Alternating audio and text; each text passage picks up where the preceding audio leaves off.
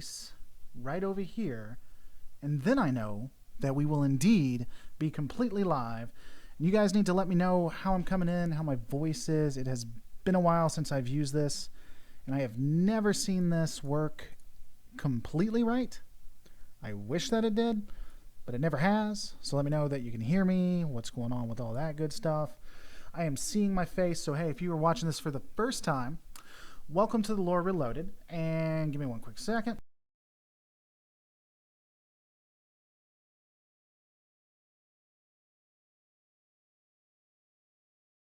Assuming this is popular, I may try to do it more and more. But if you haven't watched, usually I do a lot of lore videos known for the Star Trek stuff.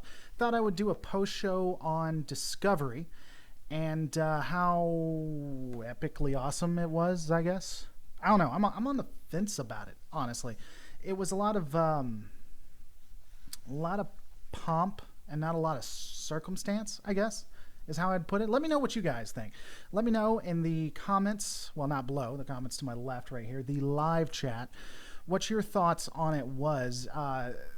You know, there was a lot of talking, which isn't necessarily always bad, but it felt like they were trying to overemphasize things, which was frustrating. Like the beginning of the entire show was... I don't know. I just thought that they could have done that a lot better, especially with a species that didn't really matter in the end, had absolutely nothing to do with anything. But what do you guys think? Let me know. Only 9 people watching, rare. More people come, maybe less people come. I don't know. But, so let's just get into it. So the first part of it, I really love the reveal of the ship itself. I thought that was awesome. Everything before it, except for the signal, when she gave the signal, I thought was cool. Again, it was a little heavy on the dialogue. There's ways that you can get across what you're doing without having to explain everything within to the nines. I think, not Star Trek 2009, but maybe it was Star Trek 2009. Or maybe it was Wrath of Khan. Wrath of Khan, it was. After Star Trek 2009. I think when he saved that species, they didn't have to do a lot of talking with it. So that was a little disappointing. And I'm kind of like you, Count Stuka. I'm a little on the fence. The opening credit, I watched it with my wife. She's not a Trekkie. She doesn't watch Star Trek. And I'll say Trek so y'all can get over that, but she doesn't watch Star Trek, and she really liked the opening title. I didn't. It didn't feel like Star Trek. See, I automatically do. It didn't feel like Star Trek to me. It was very artsy. It was very, I don't know, oh, look at this, it's pretty, but it wasn't Star Trek. I'm used to The Next Generation, DS9, even TOS had it better. Though the one thing I did like, and I want to know your guys' thoughts, the candor between the ship's crew, to me, I thought was pretty spot on. So I like the fact that they had back and forth, and it didn't feel 100% like a military ship, and it's not supposed to. With the old series, for me, it was very Wild West. It was very just trying to learn or get it gauged, and I think that's what it's supposed to be, and it felt like that. They felt not like a military ship. And I'm going to be watching the next episode pretty soon too, because I got the CBS All Access, which apparently it's important that they know my gender for CBS All Access, so that's fantastic. Honestly, I like the dynamics between the crew. I do think that the main character is a Mary Sue. Everything she's done has come off as a Mary Sue to me. Hey, Jen, you there? What did you think about it? As a non-Trekkie. The show, what'd you think? Like it, not like it? Okay. Did you like it? Yes or no? No, she did not like it. Did not enjoy it. Non-Trekkie. Maybe because, one, it was 15 minutes late, and then two, every single time that I kind of got into it, I get a commercial on a particular drug I need to ask my doctor for next time. Right. Yeah, the starting late and having to watch Trump bashing, whether you like Trump or not, that was frustrating. Um, the main character, and man, I forget her name. Horrible. I'm supposed to do lore and I forgot her name. Really came off as a Mary Sue. Very, oh look at me, oh I'm out there. I didn't like that. And if we're comparing it against Orville, because a lot of people are bringing up Orville, none of the characters to me in Orville felt like a Mary Sue. It felt like a dramedy. It felt like a show. It didn't feel like a focus on the character. This felt like a character focus. Um, and it seems like the show is building her up. She's making all these obviously bad decisions. And it feels like it's building it up so that they're going to try to make her like just be just completely right. So there's going to be spoilers in this. If you haven't watched it or you're going to watch it, then definitely don't watch this.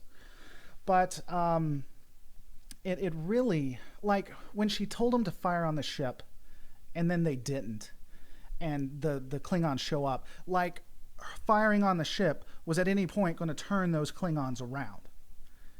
That made absolutely no sense. She wasn't justified in doing what she was doing. One thing that was interesting to me, and the other Trek did this too, so I'm not necessarily all that upset about it, but have you guys ever noticed how they always send the senior officers to do things that the specialists are supposed to do? So you got this dangerous situation. This if you go out there for longer than 19 minutes, you're going to die, to something we don't even know what it is. And let's send the XO. Now, we've trained specialists to do this.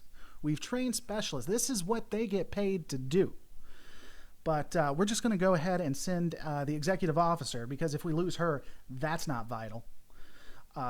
Especially one with her background, which again goes to my Mary Sue piece. So I DS9, TNG, they all did it, TOS. So, and I get why they do it, but still, it's kind of crazy. It's like, let's send the executive officer. Though, getting to that point, I love how basically the Federation started this war, no matter how you start. So if it is going to be a war, let's make no mistake, it is because of the XO. There is no reason that the XO didn't start this war. She was supposed to do a flyby, so she landed on something she wasn't supposed to. She engaged and killed one of their crew, and as soon as she got back, what's the most peaceful thing we can do? Let's lock our weapons onto that ship, because that makes sense. And at that point, I don't even think they knew. Well, yeah, they did know it was Klingon, but still, she hadn't talked to Sarek at that point. She doesn't know you're supposed to be aggressive, or at least not as much. So let's lock weapons on them. And the next thing she wants to do is fire on them. Now, I'll say this: if in season 2, yeah, they couldn't send a probe, and they couldn't go out, and they couldn't send a shuttle, because apparently their shuttles aren't able to go between debris. So their smaller ships that are supposed to be maneuverable aren't maneuverable enough to go between debris. Maybe. I kind of get that. Maybe they weren't. So I'll give them that. And they couldn't send a probe because of the debris as well. But it's like, let's start a war 9 ways from Sunday. Now, it will redeem me if in episode 2, and I plan on watching episode 2 soon. It will redeem for me if she actually has consequences to everything she's done. There should be nothing but negative consequences for her in this. Absolutely nothing but negative consequences. There is nothing redeeming about what she's done. And if they had fired on that ship, they would probably be dead by now. I think they had probes. They should. Enterprise had probes, and this is supposed to be like 90 years after Enterprise, so they definitely have probes. Yeah. One thing I did like, talking about consequences. I love the fact that the Admiral got onto her. It showed that she messed up. Now, he came off as a jerk, but honestly, he had every right to be angry with her, in my opinion. Yeah, so you can actually, I don't know if you guys know this, but you can get CBS All Access. The episode 2 is actually out right now. You can go watch that at the moment. Let me ask you guys this: what did you think about the racism in it? So there was obviously a point on the Klingon side, which, by the way, I have heard and read that the Klingons are supposed to be reflective of the United States. So let's consider that in this. The fact that the white Klingon, they brought up the fact that he was white and that people didn't like him being white. Did you guys? I thought that was a little overt for me. One thing I like about Orville is that they're doing a lot of things, but it doesn't feel overt. Orville has homosexual relationships. You see that. They have, affirmative action. Not that and I don't even necessarily, and I'm not going to get into politics, or I'm not even going to get my opinion on that. So they have affirmative action in Alara. Alara was fast-tracked because of her race, because of where she came from. And she wasn't prepared for it, but she did a great job in the end. I think it showed both sides really well. See, in Bad Wolf, you said, sounds like she will be one of those characters who redeem herself as the series goes on. The series, I will enjoy the series if she is shown to be wrong and she has to redeem herself.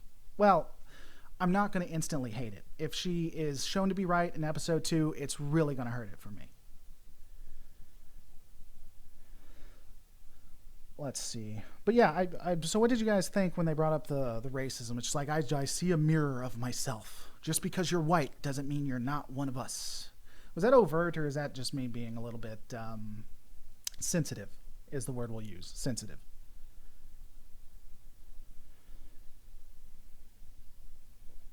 One thing I do like, though, while I'm waiting for you guys to get the answers, one thing I do like is that they brought, I didn't like when I first heard what they were doing with the Klingons. I didn't like that they changed it. I didn't like that it was this sarcophagus ship. I didn't like that everything they were going along with it. However, I kind of see the wisdom in it now, because it's very interesting. So they bring the Klingons. We know who the Klingons are as Trekkies. But they're new because they're not the Klingons we know. And I thought that was kind of cool. So we know the Klingons, but it's not the Klingons that we know. And the ship, when it comes to the coffin armor, I thought was really cool. It added an instance to them. I didn't like the fact that they were going on a religious route at first. I thought that, they're making the Klingons the United States, their words, and factions. And now you have this religious group. So all we're going to do is just bash one after the other after the other. And I'm not saying that I don't have to agree with whomever they may be trying to bash to not like them bashing things in my Trek.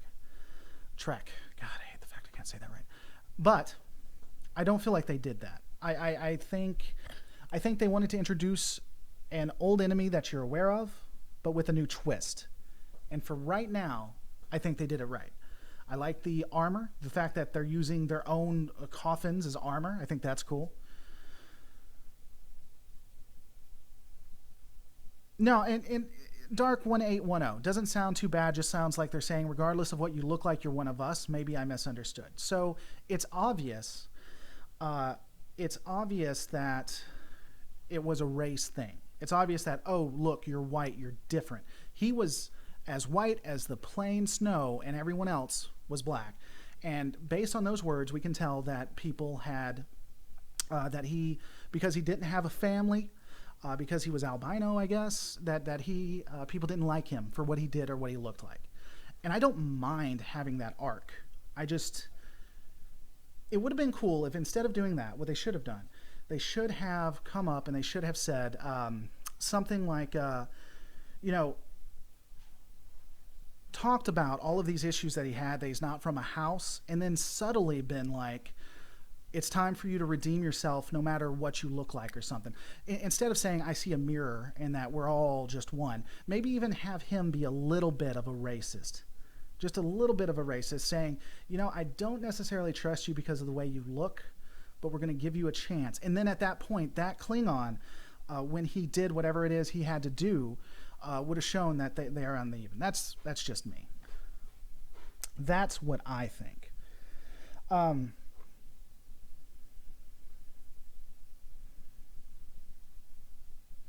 So here's the deal. Yes, they brought up racism. However, if you look at how Klingons treated Worf, a half-human, it works with how the show was in the past. I don't ever remember watching TNG and it being that overt. Maybe it was. Maybe I'm wrong. I just don't remember it being that overt. And again, could be me being sensitive. I'm okay with people saying I'm too sensitive. Man, so she was reprimanded. I talked about that. I liked the Admiral. I liked the tech, even though the tech makes absolutely no sense. So everything, for the most part, I can forgive when it comes to tech. Because, I mean, I'm sure if in the old series they had the technology we had today, it would be absolutely just blowing it off, right? They would have had all of the things you're seeing. I think the reason why the old series looks the way it is because of the issues that... wow, it's trying to hide it, but you guys can see that. Huh, that's funny. I think that the TOS would have looked like what it looks like now. So I can forgive that. That doesn't bother me as much. There's just a couple of things that were annoying to me. First off, the glass windows. You know why you don't have glass windows? Because of what happened with the signal. That's exactly why you don't have glass windows. Screens are absolutely awesome because then you can turn them off when someone does something like what you did in the signal. And if for any reason your dimmers or whatever she called it didn't work, you're telling me they didn't think about that? They didn't have like some kind of door that would close over the windows? Because if I'm fighting the Federation and I know the Federation uses windows and they can't, they don't have things to hide it, and that's where the bridge crew is, I know I am building something like the signal and just flashing it as much as I can. I probably would have it going in and out, white and black, white and black, white and black. That's how you win against a Federation ship right now. Now, beyond that stupidity, I love how they point out the flaw in having windows. I'd actually, if they had had a door, I wouldn't have minded as much, or like some kind of blast door. I wouldn't have minded it as much because I think that the Federation, even though it's past Enterprise who had a screen, testing that kind of technology going between window and screen, I think that would have been an interesting thing. I think the Federation would have done that because what do we do right now with our bridges? We don't have screens or anything. We have windows, so why they wouldn't do that? And I love how you guys are fighting about half-human Klingons versus not listening, but that's fine, whatever. There was a piece... There was something... I got sidetracked when I was talking about the technology. Was there any other piece that really annoyed me with it? What did you guys think? I don't mind the technology being there. I think they would have had it in the old series, but do you think they went too far with it?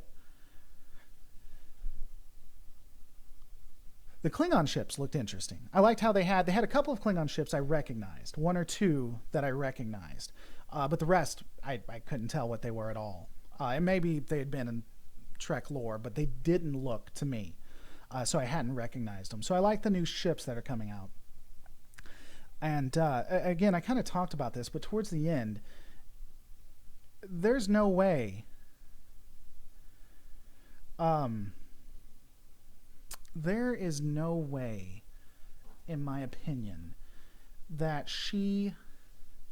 Yeah, so Dark 1810, by the way, I think I already said this, but there are spoilers. So if you haven't seen it yet, brother, I'm not holding anything back. There is no way she wouldn't have got them killed if she had fired on them, by the way. No, absolutely no way. Had those ships come in, and the first thing they saw was a Federation ship firing on, I don't know, whatever this is, Kalus's ship of the damned, or whatever it may be. There's no way that they wouldn't have instantly opened fire on her. Her logic was completely flawed, and I hope in episode 2 they point that out. In episode 2, I hope they point out her logic's flawed. What she said is that every time the Vulcans met them, they fired first. How many times did the Vulcans have to do that? Because I'm pretty sure it wasn't once.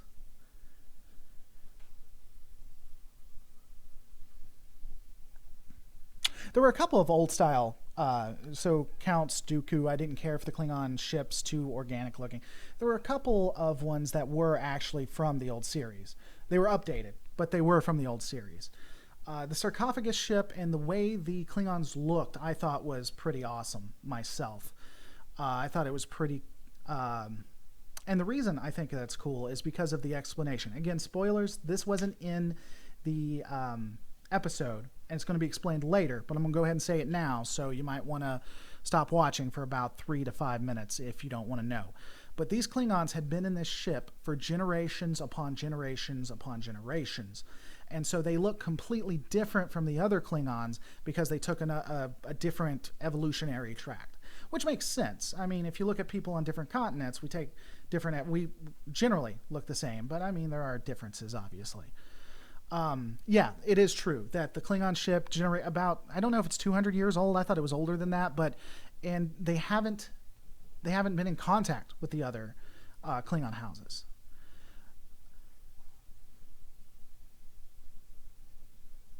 So what are your guys' thoughts beyond that? That's my overall first take when it comes to just watching it so far. What are your opinions specifically? Is there anything you guys want to talk about before we get off and take a look at it? Or I'll probably be doing lore on this. Well, obviously I'll be doing lore on this. I don't know if it's going to be this week. I'm going to try to make it this week. Tomorrow, if you're not here, I do lore. I'm going to be doing the Star Trek Dominion War. Tomorrow's going to be the Breen. There's not a lot of information on them, though. So Beyond News says that don't know what I just watched, but it wasn't Star Trek. It wasn't TNG DS9 Voyager Star Trek for sure. This is a new era of Star Trek, to be sure. And yeah, I guess I would agree that it fits it. So again, those are my thoughts. Probably going to be getting off in just a second, but I'm on the fence. I would agree. I don't know where it's at. My wife, who's not a Star Trek fan, didn't like it, though there were a lot of issues that CBS did that made it not likable. Yeah, so that's my thoughts. If you're watching this and you haven't subscribed, subscribe. If you want me to do shows like this at the end of every episode, I'm more than happy to. I just got to have people show up and be interested. If you're not subscribed, definitely subscribe. Most of the stuff on here is not going to be necessarily lore, but I'll do shows like this if people show up, and I will it will be lore, but it's not going to be reviews. I'm not going to do a review of the episode. This channel is about the lore of it. And personally, my question is whether the captain will be able to keep control of the ship in episode 2. That ship is going to be destroyed. That is not the Discovery. If you remember, they're coming back with the Discovery. That ship is going to get blown to the nines. That's not spoilers. That's just, I'd be very surprised. Now, both the captain and the XO deserve to not be in Starfleet after this. So I hope at least the XO gets all kinds of help. And I'll end it with this. I really, really did. I loved, sweet, 1951 subscribers, 9 away from 2,000. Hey, interesting stuff. I'm sorry, this is kind of sidetracking. This channel has only started blowing up since like last week. Last week I had 200 subscribers. Now I'm at 2,000. I love you guys. I love doing this. I want to do this for a living.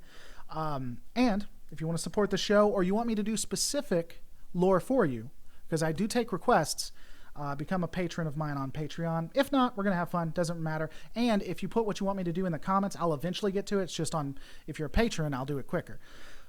But what was I saying? Science officer. Absolutely love the science officer. I thought it was cool. I want to know more about him. I love how he talked like he was livestock. How interesting is that? I like the dynamics between the crews. That is awesome to me. I think that is really, really cool. But that's my opinion. If you're watching this past, don't forget to rate, comment, and subscribe. And leave a comment below. Let me know if you guys want me to continue to do this.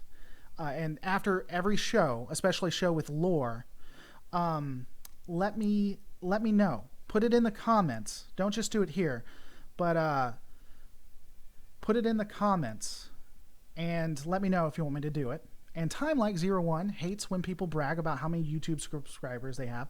Was not bragging. I just think it's cool, and I really think it's awesome that you guys like my stuff. And 2,000 isn't anything to brag about. I mean, there are people with hundreds of thousands, so I'm not bragging. But yeah, I really liked it. If you guys like this show, let me know, and I'll probably do it for the next episode too. Even though episode has come out before, I'll wait till it's supposed to come. I'll wait till, I don't know. I'll do it sometime soon. Episode 2 will come out very shortly. So stay subscribed, hit the little button to be alerted. And guys, I want to thank you so much for watching this. I'm going to see you on the next Lore Reloaded.